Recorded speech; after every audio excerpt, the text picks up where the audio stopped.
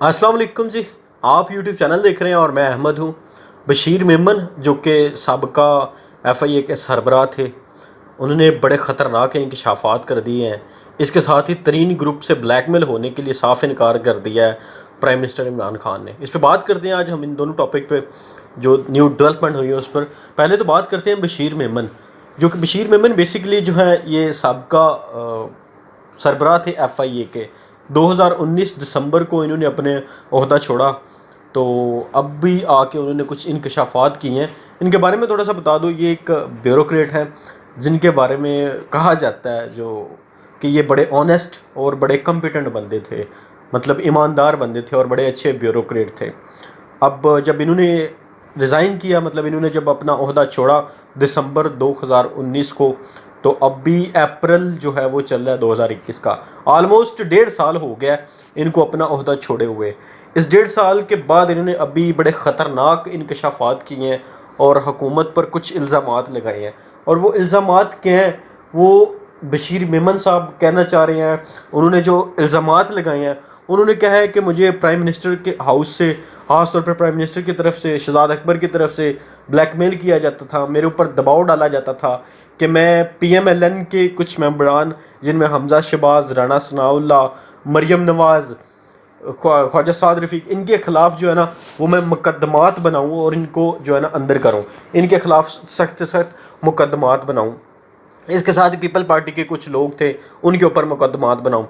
कहना ये चाह रहे हैं कि जो मुझे जो भी हुकूमत के ऊपर तनकीद करता था, जो भी हुकूमत के बारे में बोलता था, हुकूमत पे तनकीद करता था, हुकूमत को आड़े हाथों में लेता था, उस पर मुकदमात बनाऊँ और उनको अंदर करूँ और उन पर टाइट मुकदमात बनाऊँ। अब सवाल ये है कि जहाँ तक बात करें तो जब ये इन्होंने रिज़ाइन किया, इन्होंने ओहदा छोड़ा है, तो ये बड़े आंख का तारा थे हुकूमत का उस वक़्त जब इन्होंने अपना ओहदा छोड़ा। इसकी जगह पर आ रहे हैं वाजिद ज़िया। जब प्राइम मिनिस्टर ने इनको जब ये गए हैं तो इनके बाद वाजिद ज़िया को लगाया है।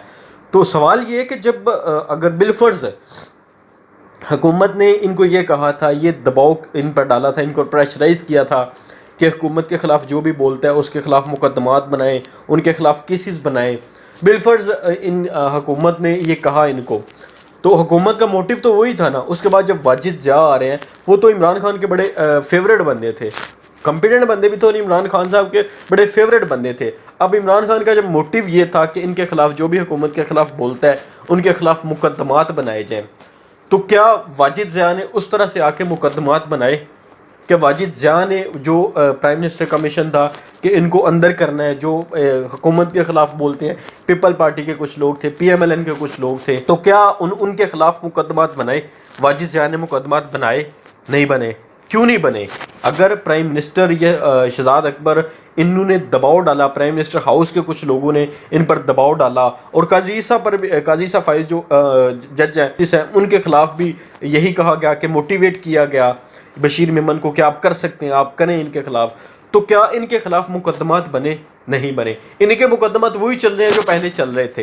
तो इनकी जाने के बाद जब वाजिद ज़िया प्राइम मिनिस्टर के एक पसंदीदा बंदे आ रहे हैं, पसंदीदा अफराद हैं, तो उनसे ये काम क्यों नहीं लिया गया? अगर यही काम करना था, अगर प्राइम मिनिस्टर ने, इमरान खान ने यही काम करना था, तो ये काम इनके जाने के बाद वाजिद ज़िया एक्शन तरीके से कर सकता था। वाजिद ज़िया बड़े ब्रिलियंट तरीके से ये काम कर सकता था, फिर वाजिद ज़िया से ये काम क्यों नहीं लिया गया? अब सवाल ये कि सिर्फ इन्हीं से क्यों? ये काम तो वाजिद ज़िया कर सकता था, फिर उससे क्यों नहीं किया गया?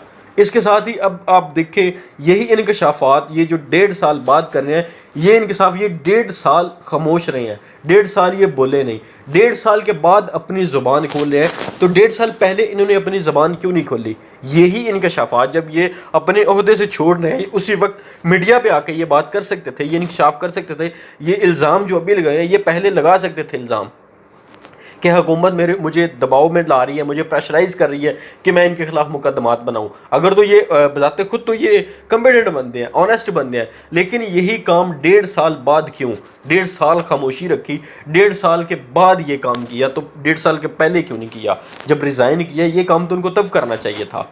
ये हुकूमत को चाहिए تو یہ معاملہ بڑا سنگین ہے، کریٹیکل مسئلہ ہے یہ، تو اس کے خلاف جلد از جلد جو ہے نا کاروائی کی جائے، اس کو انویسٹیگیٹ کیا جائے کہ آخر اس کے پیچھے کون ہے۔ اگر تو یہ سچائی ہے، اب یہ وہ چاہے عدلیہ کے تھرو انویسٹیگیشن کی جائے یا حساس اداروں کے ذریعے انویسٹیگیشن کی جائے، اس کی انویسٹیگیشن ہونی چاہیے اور معاملے کی تہہ تک جانا چاہیے کہ آخرکار اس کے پیچھے وجہ کیا ہے۔ انہوں نے 1.5 سال اپنی زبان کیوں بند رکھی، کیوں خاموش رہے، 1.5 سال بعد ہی بول رہے ہیں، تو یہی الزامات، یہی انکشاف یہ 1.5 سال پہلے کر سکتے تھے۔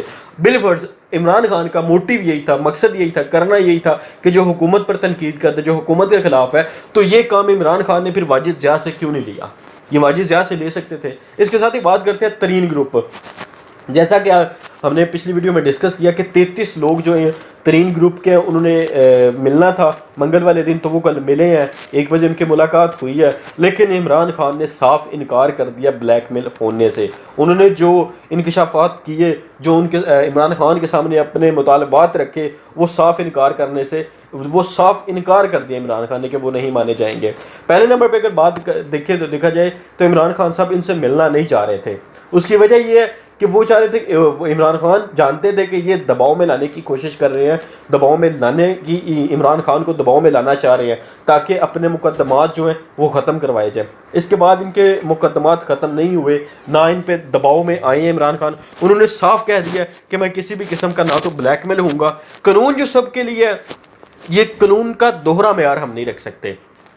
جو قانون غریب کے لیے ہے وہی قانون امیر کے لیے ہے۔ یہ مقدمات ان کو بھگتنے پڑیں گے، یہ ساری پیشیاں جو بھی ان کے مقدمات چل رہے ہیں وہ ان کے چلنے پڑیں گے، ان میں کسی بھی قسم کا کوئی ریلیف نہیں ملے گا۔ یہ تو صاف انکار کر دیا عمران خان صاحب نے کہ اس قسم کا کوئی ریلیف نہیں ملے گا، چاہے وہ اپنا ہو چاہے وہ پرایا ہو، قانون کا معیار ایک ہی رہے گا۔ اور یہ آپ نے پچھلی حکومتوں میں، ماضی میں یہ چیز آپ نے کبھی نہیں دیکھی ہوگی کہ اپنی ہی حکومت میں رہتے ہوئے اپنی ہی پارٹی کے بندے کے خلاف اس طرح ایکشن لیا جائے اور اس کے خلاف اس طرح کارروائی کی جائے۔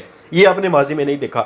اسی کے ساتھ یہ ایک اور بڑی اچھی ڈیولپمنٹ ہوئی ہے جو پہلے ماضی میں آج تک نہیں ہوئی، وہ ہے بیوروکریسی۔ آپ نے سنا ہوگا کہ اس ملک میں پنجے جس نے گاڑے ہوئے ہیں وہ بیوروکریسی ہے۔ حکومتیں آتی ہیں چلی جاتی ہیں، لیکن بیوروکریسی وہ واحد چیز ہے جو جب امتحان دے کے یہ سی ایس ایس کر کے لوگ آتے ہیں تو 60 سال ان کا ہوتا ہے کہ ان کو 60 سال ان کی نوکری پکی ہے، ان کو کوئی چھیڑ چھاڑ نہیں کر سکتا۔ یہ چاہے کام کریں یہ چاہے کام نہ کریں، ان کے ساتھ کوئی چھیڑ چھاڑ نہیں کر سکتا۔